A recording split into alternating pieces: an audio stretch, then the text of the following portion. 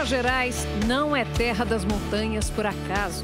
E neste cenário, fica fácil entender isso. A gente está a 300 metros de altura e daqui dá para ver o velho Chico serpenteando todo o Vale do São Francisco. Até onde os olhos alcançam, a vista é deslumbrante. Estamos no Parque Nacional da Serra da Canastra. O campo limpo, né, essas aflorações rochosas, matas ciliares, né, que acompanham córregos de rios, ele dá refúgio. Você vai aprender a fazer uma receita que leva a serra no nome, empadinha de queijo canastra. Vem passear com a gente, o Terra de Minas está começando.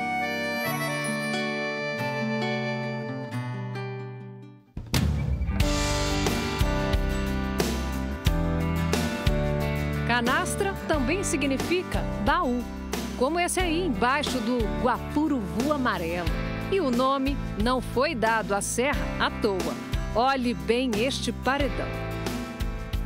Mas para ver de perto toda essa beleza, é preciso encarar estradas de terra e levantar muita poeira. Estamos na região centro-oeste do estado, entre as cidades de São Roque de Minas e Vargem Bonita. Nos 50 anos do Parque Nacional da Serra da Canastra, vamos embarcar numa aventura.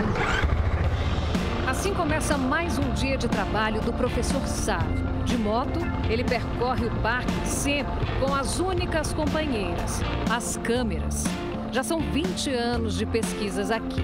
Uma vida dedicada ao conhecimento, desde que ele deixou o Rio de Janeiro e veio para cá. Com 61 anos de idade, Sávio é doutor em medicina veterinária, biólogo e pesquisador. Nas terras mineiras, ele segue dando continuidade a um trabalho muito antigo, que começou com os naturalistas do século XIX. Saint-Hilaire, um botânico francês, escreveu as bases do que sabemos hoje sobre o cerrado. Em 1819, ele fez um ato incrível. Ele saiu do Rio de Janeiro, pensa bem, aquela época, né, trilhas, né, em lombos de burro, e uma equipe passando muita dificuldade, chegou à Serra da Canastra, foi o primeiro pesquisador naturalista a descrever a região. Ele descreveu esse céu incrível. Esse paraíso, estudado há tanto tempo, hoje é um dos parques mais importantes do Brasil. É o berço da savana mineira. O campo limpo, né, essas aflorações rochosas, os campos rupestres, como nós vemos ao fundo, né, matas ciliares, né, que acompanham córregos de rios, ou seja, existem formações savânicas, formações florestais que se estabelecem em mosaico. Então, se forma um ambiente incrivelmente diverso, que dá condição de uma fauna também muito fascinante que se estabelece aqui. E no caso do Parque Nacional da Serra da Canastra, criado em 1972, ele dá refúgio. Entre os tesouros escondidos no parque, o professor Sávio conseguiu registrar imagens inéditas de animais raros e ameaçados. Alguns que já foram considerados extintos. Veados campeiros, o lobo-guará, o pato mergulhão e a cantoria de mais de 300 espécies de aves. Um dos símbolos daqui também está registrado pelas lentes de Sávio, o tamanduá-bandeira. Um lugar de história viva. Professor, que paredes são essas aqui? Essas paredes constituem o curral de pedra.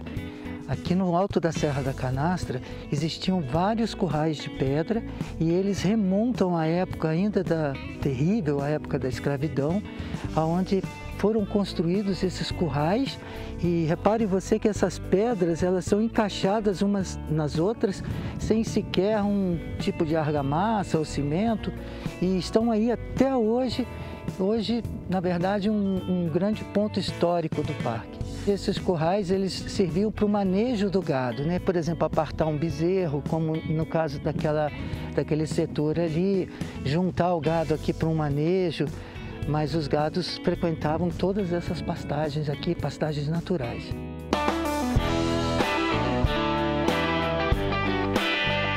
Aqui é o endereço da nascente do Rio São Francisco. Água que brota da pedra e corre na pedra. Vai ganhando força e serpenteando a paisagem. Água cristalina, livre da poluição. Aqui a gente está pertinho da nascente do Rio São Francisco. Mas daqui a gente consegue entender melhor a formação dele, né, professor? Exato, Liliana. Muitas vezes a gente tem a noção de a nascente de um rio, aquele veio de água específico, mas no caso, toda a água drenada nesse vale converge para aquele verde mais vistoso, aquele capão de mato que se encontra mais à frente. E ali sim se estabelece o que nós chamamos de nascente histórica do Rio São Francisco. Para ver tudo isso melhor, só montanha acima. Estamos quase chegando no mirante da Cascadanta. São 300 metros de altitude daqui até o pé da cachoeira. Olha que vista linda. Nossa! Uau, é montanha a perder de vista, né? Daqui se pode ver a vastidão do Parque Nacional da Serra da Canastra, incluindo a Babilônia. Qual é a área do parque? São 200 mil hectares. É muito grande, né? É muito lindo. É alto demais. A gente está a 300 metros de altura e daqui dá para ver o Velho Chico serpenteando todo o Vale do São Francisco. É lindo, né? E o espetáculo que encantou o botânico Saint-Hilaire lá no século XIX continua bem aqui também, abaixo da gente.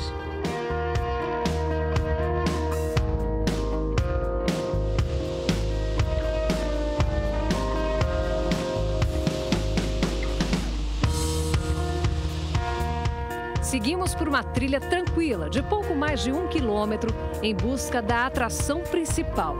Com vocês, a Cachoeira Cascadanta.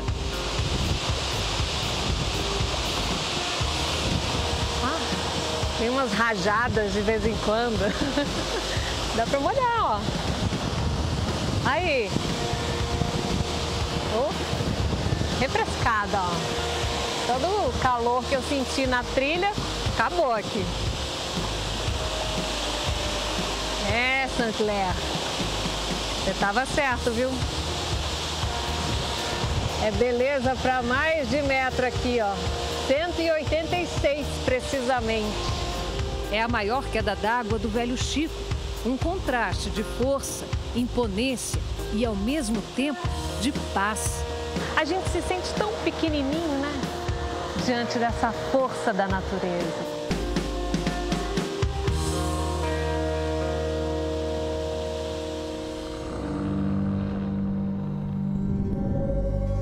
Estas eram terras de garimpo, de extração ilegal de diamantes, atividade que transformou Vargem Bonita. A cidade tem hoje pouco mais de 2.000 habitantes. Agora imagine que há 90 anos, 30 mil pessoas moravam aqui. Algumas construções daquela época ainda estão de pé. Os comércios foram surgindo. Lá nos anos 30 já tinha no Brasil muitas cidades, né, que já tinha as estradas para locomover os veículos, né, automotores. E aqui era só no carro de boi. Então, com a chegada dos garimpeiros, que realmente era um volume de pessoas muito grande, foram surgindo a necessidade de abrir estradas, inclusive carros vieram chegando e tornou-se um grande centro comercial em torno da margem do Rio São Francisco.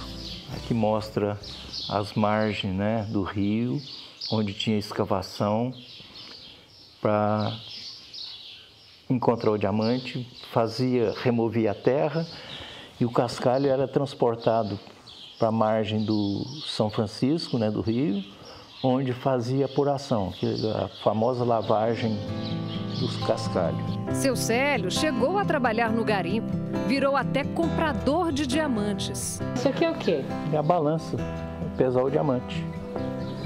Então aqui a balança com pêndulo, né, uma coisa não muito arcaica, mas não deixou de ser, que essa balança predominou muitos anos. Esses dois aí são as únicas lembranças daquele tempo. A exploração foi proibida na década de 1990.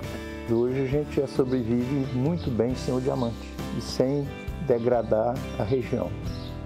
E que com a criação do parque, né, o pessoal também foi um impacto muito grande antes da paralisação do garimpo. As pessoas usavam onde a área que é do parque hoje, mas com o Parque Nacional da Canastra, a gente vê as coisas boas que vieram com a chegada do parque. E para nós, canastreiros, a gente vê que muita coisa boa aconteceu. O senhor olha esse lugar assim, e ele te encanta, assim, toca o seu coração, estar aqui, você fala assim, nossa, que privilégio. São Francisco nasce lá no município de São Roque, é o berço de São Francisco, e nós temos a felicidade e o prazer de estar sendo banhado por ele. Os primeiros pés de moradores ao longo do São Francisco é Vargem Bonita. Isso é muita alegria, muito prazer para a gente, é emocionante.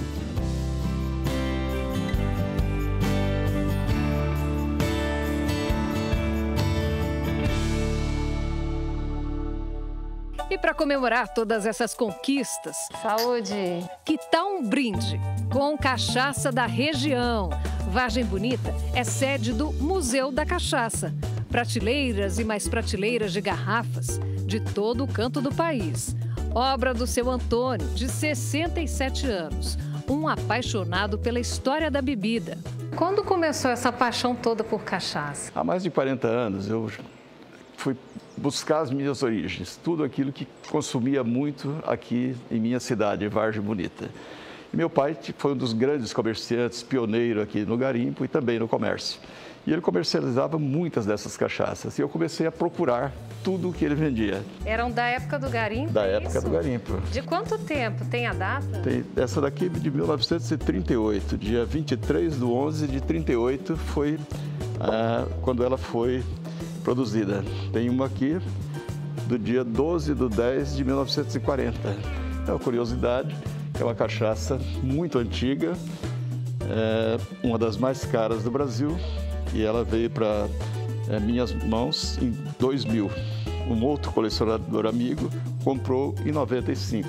Eu tenho curiosidade, mas eu só abro a cachaça para degustar quando eu tenho 2 garrafas. E tem algumas cachaças, é o caso da cachaça Pelé, que é uma raridade, né? São pouquíssimos colecionadores que têm a cachaça Pelé, mesmo porque em 58, que ela foi produzida em homenagem ao Pelé. Hoje são quantas garrafas? São 38 mil garrafas e mais uma quantidade enorme de miniaturas, né, que estão aqui guardadas com todo carinho também. Aqui é uma cachaçoteca, é isso? Cachaçoteca, exatamente. É o Museu da Cachaça, a Cachaçoteca. São 40 anos colecionando todos esses rótulos. Agora o seu Antônio quer ser reconhecido. Está se preparando para fazer parte do Livro dos Recordes. Todas as garrafas precisam ser fotografadas e catalogadas.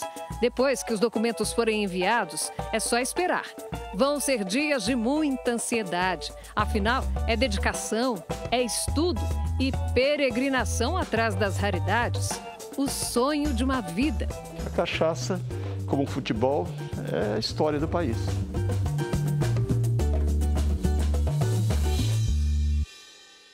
No próximo bloco, você vai aprender a fazer uma receita que leva a serra no nome. Empadinha de queijo canastra. Não saia daí, a gente volta já já. Hoje no Globo Rural, uma técnica para armazenar a água da chuva. São as barraginhas. Começa a colheita da cana-de-açúcar em São Paulo. O cultivo de girassol em Goiás. A criação de galinhas poedeiras sem o uso de gaiolas. No Maranhão, a justiça determina o leilão de terras de um quilombo para pagar dívidas de um ex-prefeito. E a cheia do rio Solimões, no Amazonas. Globo Rural. Hoje, às 8 da manhã.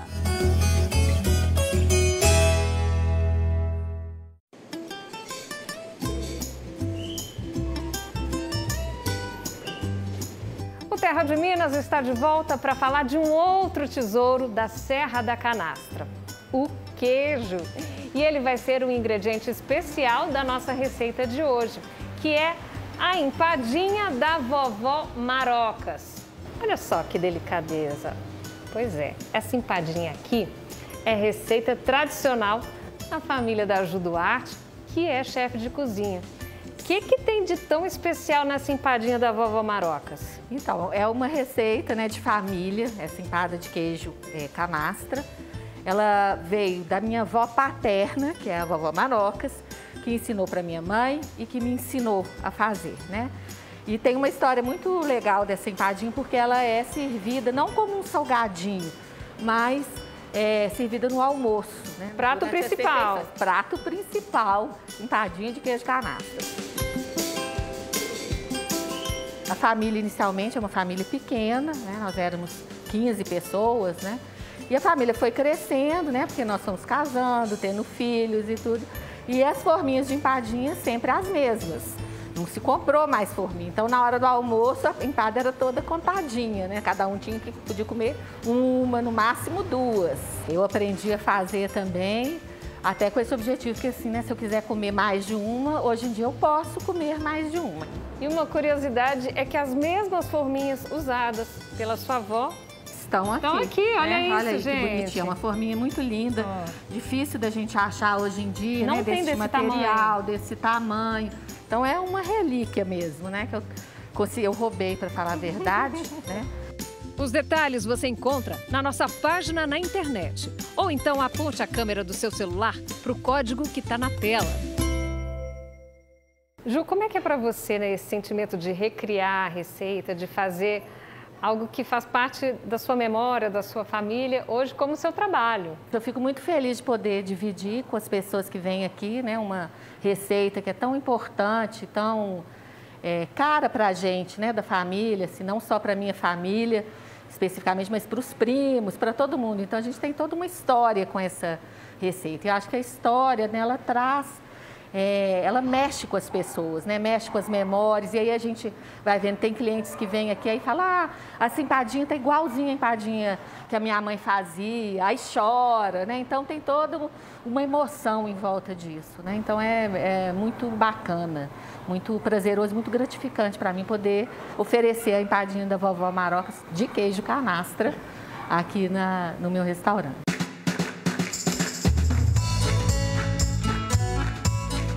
A gente já está aqui com os ingredientes, agora é mão na massa. Mão na massa. Vamos lá. A gente tem, assim, tem 3 coisas muito importantes nessa receita, que é o misturar com as pontinhas dos dedos. A outra é que a manteiga e a banha, elas precisam de estar geladas. E a terceira é que o queijo tem que ser da canastra. Ai, esse daqui, então, ó, original, né? Isso, original. Então a gente vai começar explicando como que a gente faz a massa, né? A gente está aqui com a farinha de trigo, a gente abre um buraquinho aqui no meio para a gente começar a colocar os ingredientes. Então eu vou colocar a banha geladinha. Banha de porco, sem dó mesmo, não tem óleo não, é banha. É banha, e a banha é boa, né? Ela inclusive já vai dando um sabor, né, no preparo. Adicione a manteiga, também gelada. Nós vamos já colocar de uma vez também as gemas. Quanto menos mexer nessa massa, gente, melhor é. Para ela ficar, porque eu gosto da massa que desmancha na boca, aquela, né, massa que a gente chama de massa podre? Exatamente. Então tem que mexer pouquinho. Com a pontinha dos dedos. Com as pontinhas dos dedos e bem delicadamente. Me emociono toda vez que eu coloco a mão e lembro da vovó e da minha mãe falando, é com as pontinhas dos dedos. Não pode fazer, não pode por força, entendeu? Tem que ser com delicadeza, né? Quanto tempo a gente vai ficar fazendo esse processo? Olha, cerca de uns 5 a 10 minutos, no máximo, né? Depende, se a banha e a manteiga estiverem muito geladas, demora um pouquinho mais, né? Mas é esse ponto aqui, ó. É esse ponto, ó, tá vendo? Senão ela começa a grudar e aí ela já não vai ficar aquela massa que desmancha e esfarela, né? Aí agora, nesse ponto também eu vou colocar uma pitadinha de sal. Então, enquanto a massa vai para a geladeira, a gente vai fazer o recheio. Faz o recheio, exatamente. É bom deixar ela na geladeira uns 15 minutos, 20 minutos antes de começar a abrir para ela estar bem geladinha. Então, enquanto a massa está na geladeira, resfriando mais um pouquinho, a gente também liga o forno a 180 graus para ele já ficar aquecido. E vamos bater o recheio. Tudo no liquidificador? Tudo no liquidificador. Rapidinho e fácil? Rapidinho e fácil. Então, a gente coloca o leite. É um copão desse de leite. Esse não é um lagoinho comum, tá? São 300 ml de leite. Um pouquinho de creme de leite, que aí já é uma coisa que eu inventei, né? Que antes não tinha, mas porque o leite de hoje em dia ele tem menos gordura, né? Então, a manteiga amolecida, é importante que ela esteja amolecida também. 4 ovinhos maravilhosos. Uma pitadinha de noz moscada, é outro segredinho, né? Esse é da vovó ou é adaptado? Não, esse já é da vovó, vem de longe esse. E agora nós vamos colocar o queijo. Olha o cheirinho da noz moscada, que delícia, não é? Vou deixar um pouquinho aqui pra gente colocar no final, pra ele ficar mais pedaçudinho, certo? Pra gente sentir o queijo ali, né? É. Mais uma pitadinha de sal. Bata por 2 minutos em velocidade média. E agora a gente vai botar o restinho do queijo? Isso aí, agora a gente coloca o restinho do queijo. Eu só vou pulsar, só para ele misturar no restante, né? Não é para ele desmanchar mais. É só um sustinho, né? Só um sustinho. Isso mesmo. Prontinho. Só para misturar mesmo, né? Para continuar o pedacinho lá dentro. Exatamente, que é gostoso, né? E fica bonito também, ajuda ela a ficar douradinha. E agora nós vamos começar a abrir a massa. Ó, então a massa, né, ela já resfriou, já chegou na temperatura boa da gente começar a mexer. Então a gente pega um bolinho assim, eu já tenho a medida da minha mão e já sei quanto que é. A gente usa os polegares para abrir, ó. Você vai fazendo assim, não pode mexer muito, tá? Tá, só para fazer o contorno Só da para fazer o forminha. contorno, né? E eu acho que tem uma beleza aqui também nessa beiradinha irregular, né? Tem gente que gosta de fazer tudo retinho, eu acho bonitinho assim. Aí depois que eu já espalhei, eu venho com o dedo fazendo a piscininha para caber bastante recheio do maravilhoso queijo da canastra, né? Vamos Então, ver se eu vou dar conta, assim, hein? Vai. Ver se você é uma boa aluna aqui, hein? Essa piscininha aqui tá legal? Mais ou menos. Deixa eu dar só uma ajeitadinha nela, Então vai. assim, ó. Pronto, Tá. agora ficou lindo. Ótimo. Eu adoro abrir empadinha. É uma terapia, né, não? É, acho que agora melhorou, Vê. Fala Melhorou que tá demais, bom, né? tá ótimo, ó, excelente. maravilha, minha Está piscininha. contratada para abrir empadinha. Então agora a gente vai colocar o recheio maravilhoso de queijo canastra. Olha que beleza, ó, a consistência dele também, né, para quem tá aí em casa entender. É líquido, é um recheio líquido. Então é uma conchinha pequenininha em cada forminha, deixando a bordinha de massa à vista. Saindo para o forno. Saindo para o forno. Vamos então. Próximo passo, morder. 180 graus, 25 minutos. No forno doméstico, essa temperatura seria do forno médio.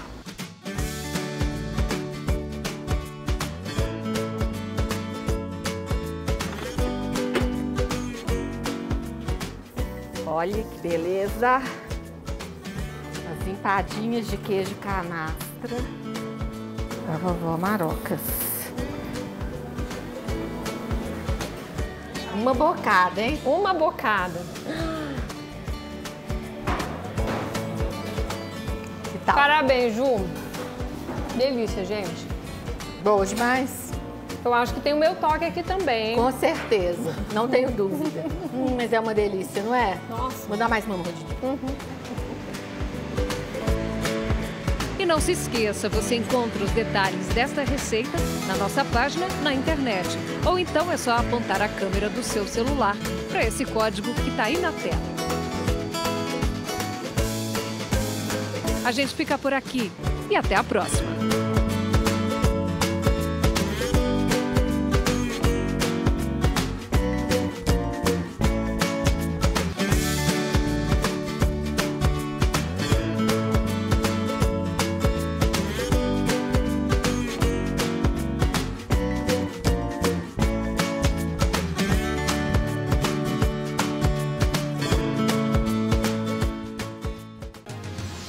segunda-feira tem a grande final do nosso jogo.